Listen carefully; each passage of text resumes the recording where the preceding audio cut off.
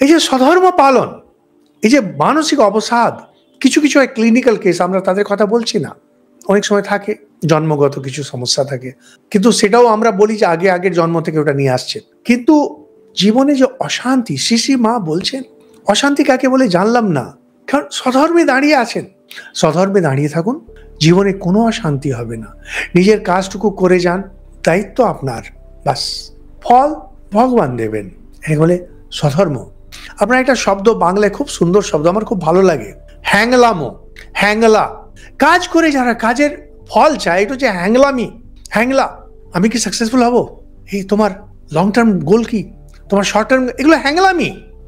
কাজের সঙ্গে যেমনি হ্যাংলামি জুটে যায়, সংসারে নিয়ে যায়। কাজে যখন শ্রেষ্ঠ ভাব, আমার এটা দায়িত্ব আমি করছি, মুক্তির দিকে নিয়ে যায়। কর্ম প্লাস হ্যাংলামো সংসার, কর্ম প্লাস ভক্তি, ঈশ্বরের কাজ করছি নিষ্কাম ভাবে, দায়িত্ব আমার, মুক্তির দিকে নিয়ে যায়। সিম্পল, এটাই স্বধর্ম।